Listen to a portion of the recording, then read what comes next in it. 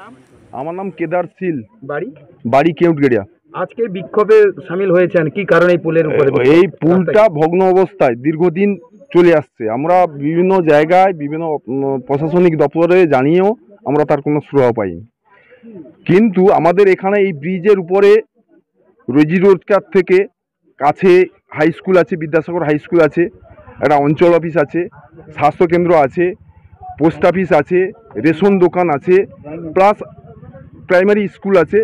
সমস্ত 6 থেকে 7টা গ্রামের লোকের এখানে এই পুলের উপর দিয়ে যাতায়াত হয়। তাতে রোজি রোজগার থেকে সবাই কিন্তু এই পুলের উপরে নির্ভরশীল। কিন্তু এই পুলটা দীর্ঘদিন মানে যে ধরনের পুলটা ক্ষতিগ্রস্ত হয়েছে, সে তাতে কোনো জায়গায় প্রশাসনিকভাবে হোক বা আমরা নিস্তরে দলীয়ভাবে যাদের জানানো দরকার, যারা ক্ষমতায় আছে তাদেরও জানিয়েছি, তাতে কোনো কিছু আমরা সহ পাইনি। তার জন্য আজকে আমরা এই পোল অবরোধ করেছি এবং এতে আমরা চাই আগামী দিনে নতুনভাবে একটা যেন নির্মাণ হয় পুল। তাতে বাচ্চা কাচ্চারা যখন স্কুলে যেতে পারবে না, একজন রোগী যখন হসপিটালে যেতে পারবে না, তখনকার মানুষই তো আওয়াজ তুলবে। সমগ্র শুধু কেউটগেড়িয়া নয়, এগুলা 2 নম্বর ব্লক, এগুলা বিধানসভা ছাড়িয়ে সারা পশ্চিমবাংলায় এই চিত্রটা ভগ্নপ্রায় অবস্থায় রয়েছে। আমরা লোকাল প্রশাসন থেকে শুরু করে এমএলএ সাহেব থেকে শুরু করে, আমরা সভাধিপতি উত্তমদা থেকে শুরু করে এমপি থেকে শুরু করে, আমাদের সিএমআর কমপ্লেন থেকে শুরু করে সমস্ত জায়গায় জনসাধারণ থেকে স্থানীয় বাসিন্দা প্রত্যেকে। ডেজিগনেশন কোন দায়িত্বে আছে? ডেজিগনেশন আমি এই কেউটগেড়িয়া গ্রামের পঞ্চায়েত সদস্যের স্বামী। আজকে আপনার সামনে কিন্তু বিক্ষোভ হলো এই পোলের উপরে, আপনিও সামিল হয়েছেন, কি কারণে এই বিক্ষোভ? আমি একটা কথা বলি, এই পুলটা আমার জন্মের আগে থেকে, কবে হয়েছে নির্মাণ সেটাও আমি জানি না, কিন্তু আমি আজ 10-15 বছর ধরে দেখছি এই পুলের অবস্থা খুবই খারাপ। মানে এই পুলের উপর দিয়ে প্রায় ধরুন প্রত্যেক দিন 10 থেকে 12 হাজার মানুষ যাতায়াত করে এবং এই পুলের উপর দিয়ে বহু মানুষের জীবনযাপন নির্ভর করে। এই পুলের ওপারে রয়েছে Keutgeria Vidyasagar high school, primary school এবং সুস্বাস্থ্য কেন্দ্র এবং পোস্ট অফিস এবং রেশন দোকান।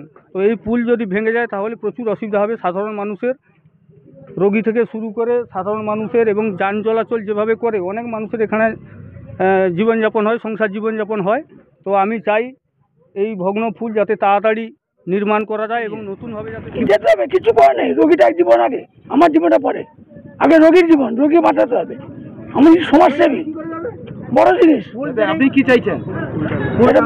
তৈরি করা হোক, যত তাড়াতাড়ি তৈরি করা হোক। আপনার নাম? বঙ্কিম জানা, ডক্টর বঙ্কিম জানা। কিসের ডাক্তার? RMB রহমত। 1 নম্বর দেশবন্ধু গ্রাম পঞ্চায়েতের একজন পঞ্চায়েত সদস্য এবং আমি শিক্ষা ও জনস্বাস্থ্যের সঞ্চালক। তো মেন হচ্ছে আমার জন্মের আগে থেকে এই পুলটা আমরা দেখে এসেছি। আমি যখন ছোটো অবস্থায় স্কুলে যেতাম তখন পুলটা তার আগে থেকে তৈরি হয়, কিন্তু তারপরে দেখি আমরা ধীরে ধীরে পুলটা ভগ্ন অবস্থায় চলে যায়। কিছুদিনের মধ্যে পুলটা ওই সাইডে ভেঙে যায়, কিন্তু আমরা নিজেদের উদ্যোগে, এখানকার যে পঞ্চায়েত মেম্বার আছে ওনার উদ্যোগে, সবার উদ্যোগে নিজেরা কালেকশন করে পুলটাকে আমরা সারিয়েছি যাতে সাধারণ মানুষ স্কুলের ছাত্রছাত্রীদের যেতে পারে। যেহেতু আমি একজন শিক্ষা সঞ্চালক আছি, আমি চাইবো যে এখানে একটা স্কুল আছে, এখানে একটা স্কুলে মিনিমাম একটা 10টা থেকে 12টা গ্রামের ছেলেমেয়েরা পড়তে যায়। তাদের কথা চিন্তা ভাবনা করে এবং সাধারণ মানুষের কথা চিন্তা ভাবনা করে যাতে এই পুলটা তাড়াতাড়ি মেরামত করা যায় বা নতুনভাবে করা যায়, তার জন্য আমি আপনাদের কাছে মিডিয়ার মাধ্যমে এবং এই বার্তাটা যাতে প্রশাসনের কাছে পৌঁছে যায় তার জন্য আমি আপনাদের কাছে বিশেষভাবে কৃতজ্ঞ থাকবো এটা খবরটা পৌঁছে দেওয়ার জন্য। আমি ওদের সঙ্গে সহমত পোষণ করছি এই কারণে, এটা ইংরেজ আমলের পুল ছিল। দীর্ঘদিন আমরা এই ক্ষমতায় এসেছি অল্প কয়েকদিন, 8 বছর, 2008 সাল থেকে। কিন্তু তারপরেও আমরা বহুবার চেষ্টা করেছি, আমাদের মুখ্যমন্ত্রীকেও আমরা জানিয়েছি, সরাসরি ফোন করেছি, জানিয়েছি, আমাদের সাংসদকেও জানিয়েছি, জুন মালিয়াকে। তো তারা বলেছেন প্রসেস করবেন, কাজ করবেন, কিন্তু এখনও তার কোনো কাজ হয়ে ওঠেনি। আমাদের সীমিত ক্ষমতার মধ্য দিয়ে পঞ্চায়েতের যে আর্থিক সঙ্গতি, সে থেকে আমরা কিছু কিছু করে সারানোর ব্যবস্থা করি। যখন খারাপ হয়ে যায় তখন আমরা সেটাকে রিপেয়ার করে দিই, কিন্তু এই পুলকে নতুন করে দেওয়ার ক্ষমতা তো আমাদের গ্রাম পঞ্চায়েতের নেই। তো আমরা চেষ্টা করছি যাতে আমাদের ঊর্ধ্বতন কর্তৃপক্ষ যাতে এই ব্যবস্থা গ্রহণ করেন এবং পুলটা নতুন করে করার ব্যবস্থা করেন। যেরকম একটা ফুটকুচিয়াতে আমাদের পুল হলো, সেটা প্রয়োজন ছিল, ঠিক আছে, তবে তার চেয়ে এটা অনেক বেশি গুরুত্বপূর্ণ। বহু এলাকার মানুষ এই পুলটা দিয়ে পারাপার করে, এটা অত্যন্ত গুরুত্বপূর্ণ। এলাকার মানুষ আমাদের কাছে বহুবার দাবি জানিয়েছে, কিন্তু আমাদের ক্ষমতার মধ্যে কোলোয়নি। আমরা চাইছি যেটা নতুন করে করা হোক। এই জন্য সরকারের কাছেও আবেদন জানাচ্ছি, ঊর্ধ্বতন কর্তৃপক্ষের কাছে আবেদন জানাচ্ছি, যেটা সত্বর সারানোর ব্যবস্থা করা যায়। যে এই পুলে হাত দিলে উঠে যাচ্ছে, প্লাস্টার যারা ছিল উঠে যাচ্ছে, একটা রড বেরিয়ে পড়েছে, যে কোনো মুহূর্তে পুলটা ভেঙে পড়ে। আমরা দেখেছি আমরা জানি তো, বললাম তো যে আমরা কিছুদিন আগে একটা 40-50 হাজার টাকা খরচা করে পুলটাকে প্লাস্টার করেছিলাম, আবার একটা সদ্য প্লেট বসানো হয়েছে।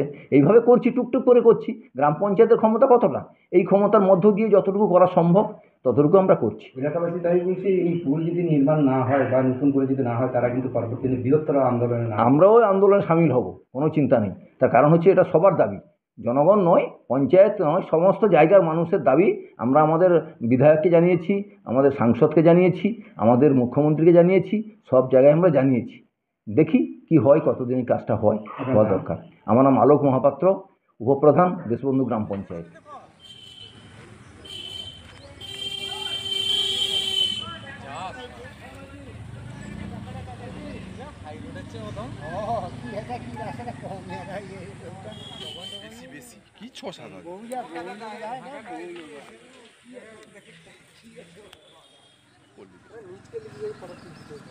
হ্যাঁ নিচে তো, এটা পুরো নিচে, আরে চো ভয় লাগবে।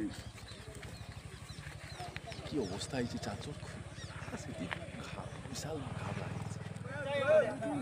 নতুন ব্রিজ চাই আমরা, কত অপরাধ করছি আমরা, ব্রিজ ছাড়বো না আমরা ব্রিজ ছাড়বো না, ব্যাস নতুন ব্রিজ নির্মাণ করতে চাই, অবিলম্বে কেউটগড়া পাকার ব্রিজ নতুন নির্মাণ করতে চাই, আমাদের দাবি মানতে হবে, আমাদের দাবি মানতে হবে, নইলে আমাদের এই পদবরোধ চলছে, চলবে।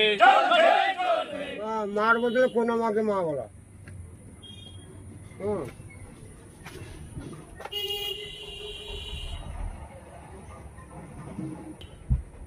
এইখানে যা অবস্থা, দেখেছেন?